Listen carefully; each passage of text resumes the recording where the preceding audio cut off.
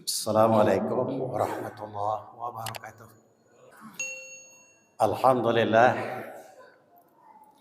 Alhamdulillahillazi anzala sakinah fi qulubil mu'minin liyazdadu imanan ma'a imanihim. Asyhadu an la ilaha illallah wahdahu la syarika lah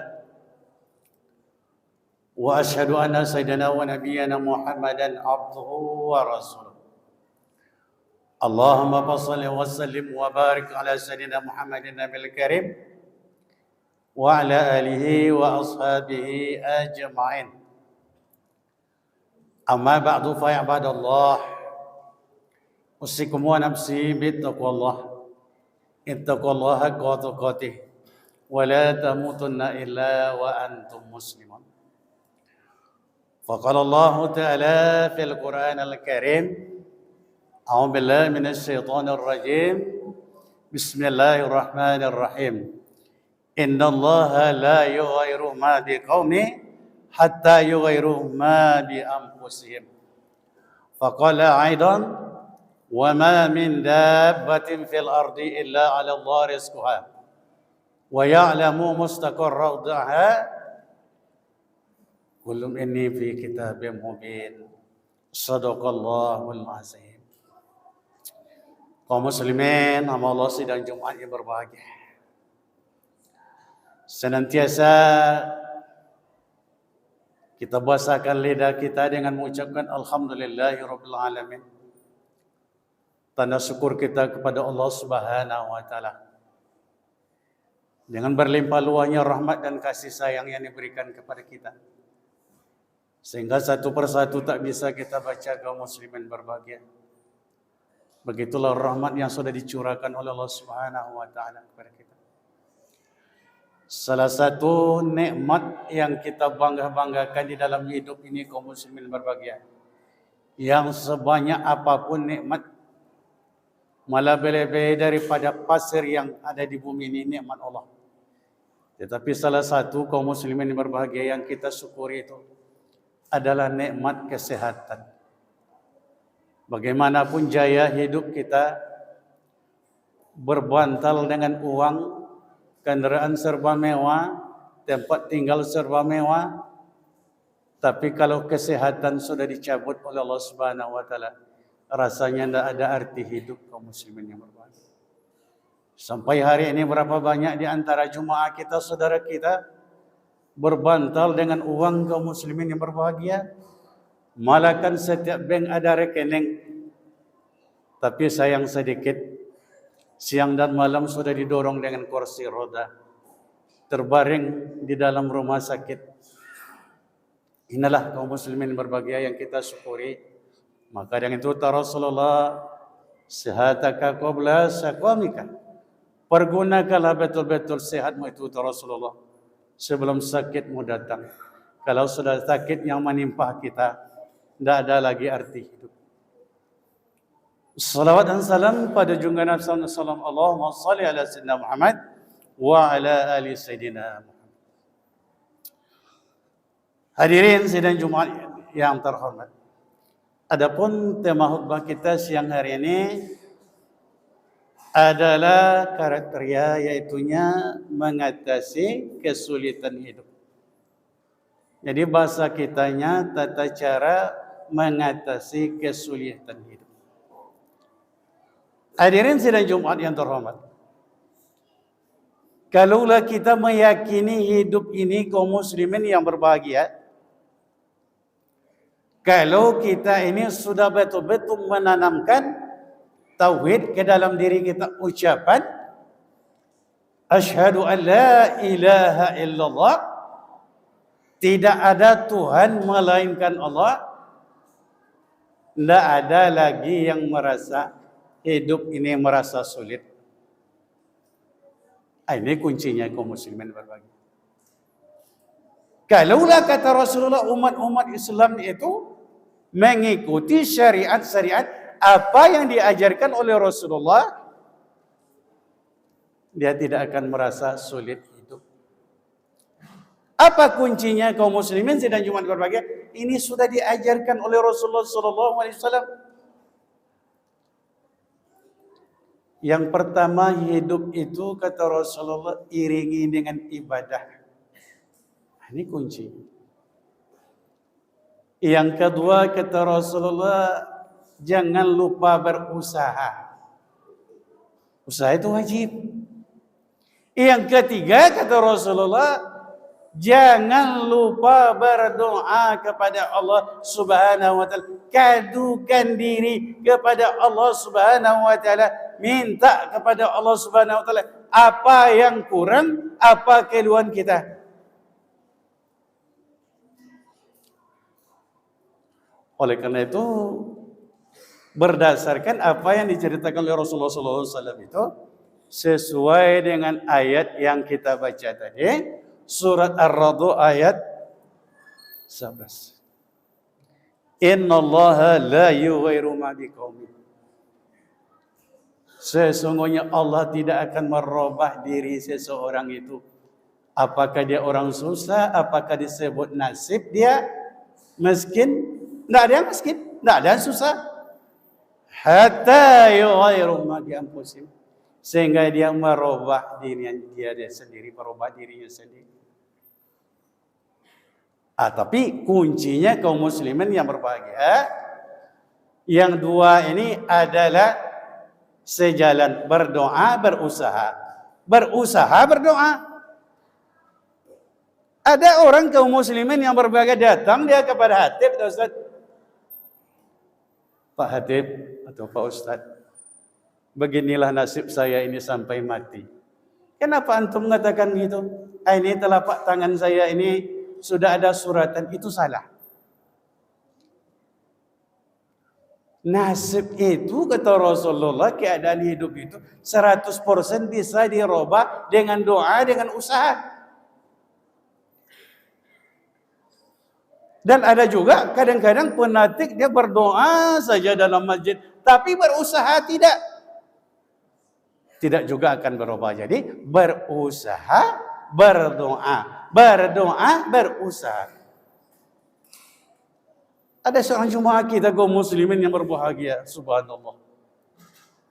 Fanatik betul dengan menengok nasib. Asal terdengar ada orang pandai menengok nasib, ada pergi ke sana.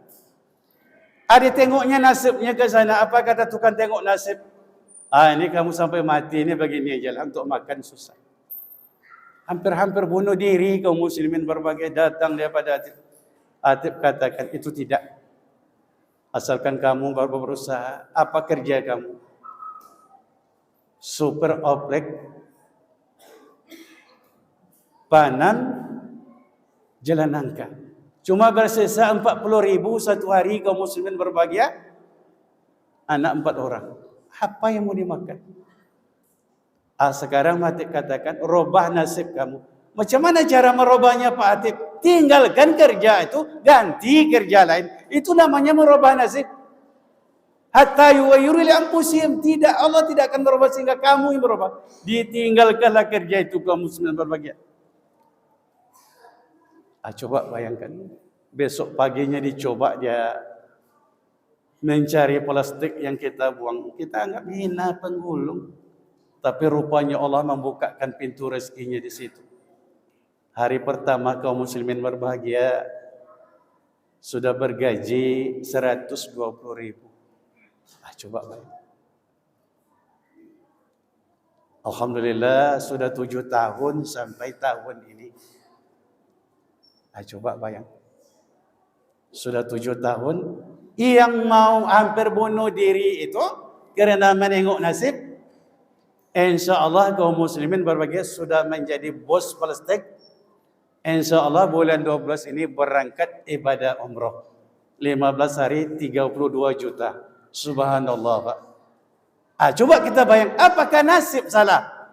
Asal mau berusaha, berdoa, nasib pasti akan berubah. Jadi oleh karena itu kesulitan itu tergantung kita. Tidak ada yang sulit itu asalkan kita mau meminta pada Allah, asalkan mau berusaha. Diiringi dengan doa. Minta kepada Allah Subhanahu wa taala.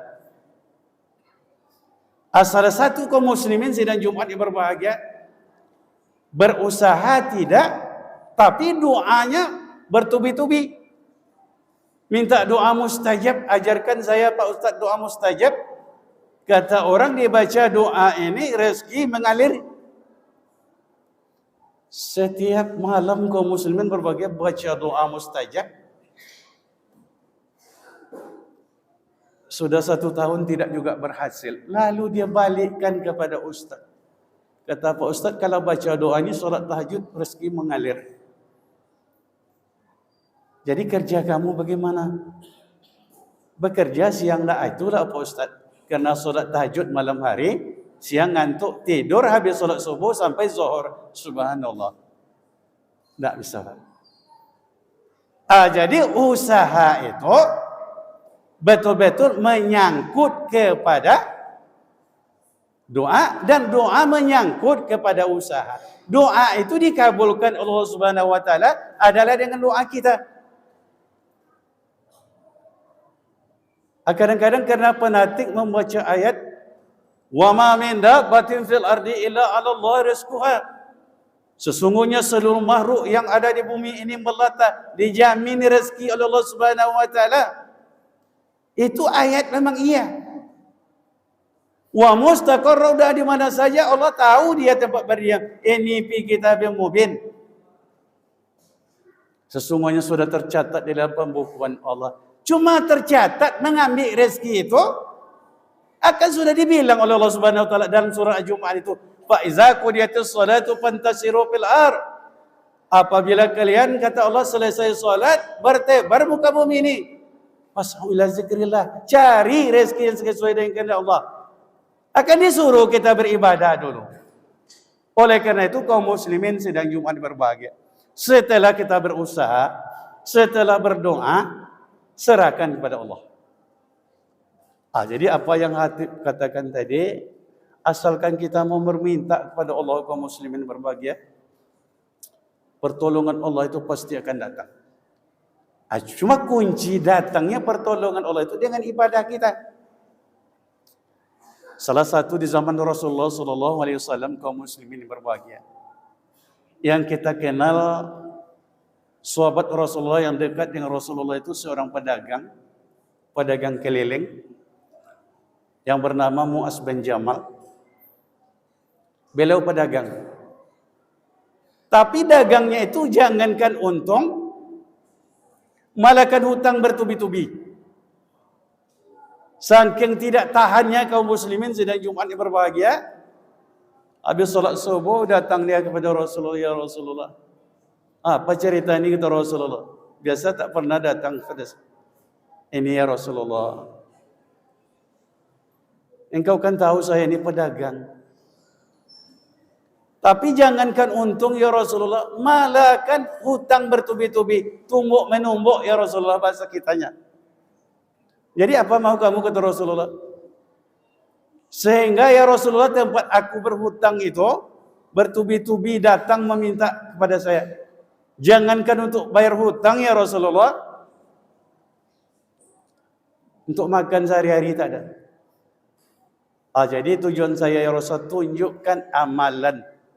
Apa amalan yang bisa melepaskan saya dari jeratan sulit ini? InsyaAllah kalau Bapak dan Jemaah kita mau mengamalkan ini Rasulullah Pak yang memerintahkan, amalkan. Baiklah, kata Rasulullah. Mulai hari ini, kata Rasulullah, dia datang pagi Jumat. Mulai hari Jumat ini, kata Rasulullah, tolong disimak penyampaian Hatib siang hari ini bagi anak muda atau yang ada dalam kesulitan hari ini. Amalkan ini. Mulai hari ini, kata Rasulullah, tolong jangan tinggalkan solat Jumat. Apa ya Rasulullah? Mulai hari ini, kata Rasul, jangan tinggalkan solat Jumat. Ya Rasulullah. Karena hari Jumat itu, kata Rasulullah, ada suatu tempat doa yang paling mustajab. Siapa yang dalam kesulitan, penderitaan, berdoa dia ketika itu, kata Rasulullah, doanya langsung dicatat oleh malaikat rahmat. Karena malaikat rahmat, kata Rasulullah, hadir bersama orang solat hari Jumat duduk saf yang paling pertama. Cuma tak nampak dengan kita, Pak. Maka dengan itu, hari Jumat itu jangan sampai kosong saf depan paling pertama. Itu sangat marah malaikat. Di mana tempat ya Rasulullah? Ini tolong diamalkan, Pak, anak-anak muda kami. Doa yang paling mustajab itu kata Rasulullah waktunya sedikit. Ditanya lagi oleh Muaz bin Jamal, di mana tempat ya Rasulullah? Adalah kata Rasulullah antara dua khutbah. Subhanallah, Pak. Jadi orang Arab itu, Pak, merangkak dia datang dia ke masjid mengejar hari Jumat. Kita tanya, kenapa? Mengajarkan doa mustajab antara dua khutbah. Amalkanlah ini. Jadi Rasulullah itu kalau baca khutbah agak dilamakan sedikit duduknya, bukan pula terlalu lama, supaya bisa berdoa. Apa doa yang saya baca ya Rasulullah? Rupanya Muaz bin Jamal ini bertubi-tubi dalam hutang. Ia terserah apa ini minta, kata Rasulullah. Minta masing-masing. Jadi kalau kita berdoa meminta yang itu, apa yang kita minta? Minta masing-masing. Minta sehat kah? Minta dilepaskan kalau berdoalah ketika itu wahai kaum muslimin dan Jumat berbahagia. Muaz bin Jamal. Kalau dengan bahasa kitanya, ya Allah, lenyapkanlah kesulitanku ya Allah. Gantilah dengan kesenangan. Lunaskanlah segala hutangku ya Allah, gantilah dengan kekayaan. Didengar oleh Rasulullah, amin kata malaikat rahmat, diaminkan. Kira-kira kaum muslimin sidang Jumat yang berbahagia, Jumat pertama itu, kedua, ketiga, keempat, masuk Jumat yang kelima, bertepatan pula pagi Jumat itu, habis salat, datanglah seorang laki-laki ke rumah Muaz bin Jamal. Sudah masuk ke dalam rumah. Assalamualaikum Muaz bin Jamal. Geger Pak Muaz bin Jamal. Memang begitu kalau orang berhutang, Pak. Kalau ada tamu datang geger dia tuh. Ini pasti ini minta utang nih. Enggak dijawab. Assalamualaikum Muaz bin Jamal. Tak juga dijawab. Assalamualaikum Muaz bin Jamal. Langsung dia buka pintu. Waalaikumsalam Pak. Enggak, silakan masuk. Apa kata Muaz bin Jamal, Pak? Saya belum ada lagi uang untuk bayar hutang, Pak. Jangankan untuk bayar hutang, untuk makan saja tidak ada. Apa kata laki-laki itu? Astaghfirullah Muaz bin Jamal. Saya kesini ini bukan meminta hutang kepada kamu. Saya kesini bukan meminta hutang kepada kamu, Muaz bin Jamal. Tolong disimak ini, Pak. Anak-anak muda kami. Amalkan ini, doa ini antara dua khutbah. Saya ke sini memperlihatkan buku ini, catatan hutang ini. Di mana saja kamu berhutang, wahai Muaz bin Jamal, sudah saya lunasi semuanya hutang kamu. La ilaha illallah. Oh belum Pak, belum saya bayar. Ya kamu tidak membayarnya, tapi saya sudah melunasi semuanya. Diperintahkan oleh Allah. Dan untuk pembayarnya, kata laki-laki itu, apa yang kamu amalkan, yang kamu minta pada beberapa Jumat yang lalu. La ilaha illallah. Rupanya langsung dicatat oleh malaikat Allah. Semuanya hutang kamu sudah lunas. Aku permisi wahai Muaz bin Jamal. Permisilah laki-laki itu, Pak. Lalu dia hilang. Pergilah Muaz bin Jamal ke rumah Rasulullah. Ya Rasulullah, aneh tadi. Ada laki-laki datang ke rumah saya. Katanya hutang saya itu sudah dilunasi semua. Apa kata Rasulullah? Muaz bin Jamal. Mengerti tidak kamu? Tolong disimak betul-betul, Pak. Mengerti tidak kamu? Itulah yang mencatat doa kamu beberapa Jumat yang lalu. Itu bukan orang biasa, wahai Muaz bin Jamal. Siapa itu ya Rasulullah? Itulah yang bernama malaikat rahmat yang mempunyai kasih sayang dalam orang penderitaan. La ilaha illallah. Amalkan ini. Ya, berdoa nanti sesudah Jumat, khatib itu rukun khutbah. Tetapi yang disuruh oleh Rasulullah dalam keadaan kesulitan antara dua khutbah, Pak. Sekali lagi, jangan tinggalkan solat Jumat, kata Rasulullah. Siapa saja dalam kesulitan, yaitunya memintalah antara dua khutbah kepada Allah Subhanahu wa taala. Insyaallah Allah pasti akan kabulkan. Jadi untuk itu, di mana saja kita berada, di mana saja kita hidup, tidak ada hidup itu yang sulit, asalkan kita mau beribadah kepada Allah, asal mau meminta kepada Allah, asal mau berdoa pada Allah, doa kita pasti akan dikabulkan oleh Allah Subhanahu wa taala. Fa'tabiru ya ulil absar la'allakum turhamun.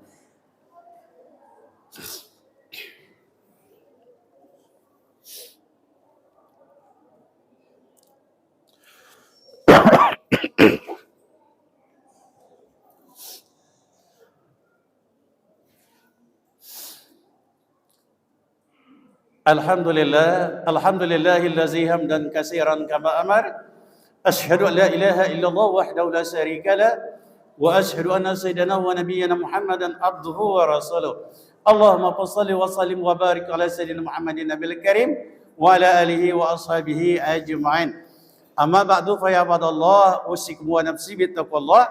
Ittaqullaha haqqa tuqatih wa la tamutunna illa wa antum muslimun. وقال الله تعالى في القرآن الكريم بسم الله الرحمن الرحيم إن الله وملائكته يصلون على النبي يا أيها الذين آمنوا صلوا عليه وسلموا تسليما اللهم صل على محمد وعلى آل محمد كما صليت على إبراهيم وعلى آل إبراهيم وبارك على محمد وعلى آل محمد كما باركت على إبراهيم وعلى آل إبراهيم في العالمين إنك حميد مجيد اللهم المسلمين والمسلمات والمؤمنين والمؤمنات الأحياء منهم والأموات إنك سميع قريب مجيب الدعوات آمين يا قاضي الحاجات يا مجيب السائلين ربنا آتنا في الدنيا حسنة وفي الآخرة حسنة وقنا عذاب النار عباد الله إن الله يأمر بالعدل والإحسان وإيتاء ذي القربى وينهى عن الفحشاء والمنكر والبغي يعظكم لعلكم تذكرون فاذكروا الله يذكركم وادعوه يستجيب لكم ولا ذكر الله أكبر.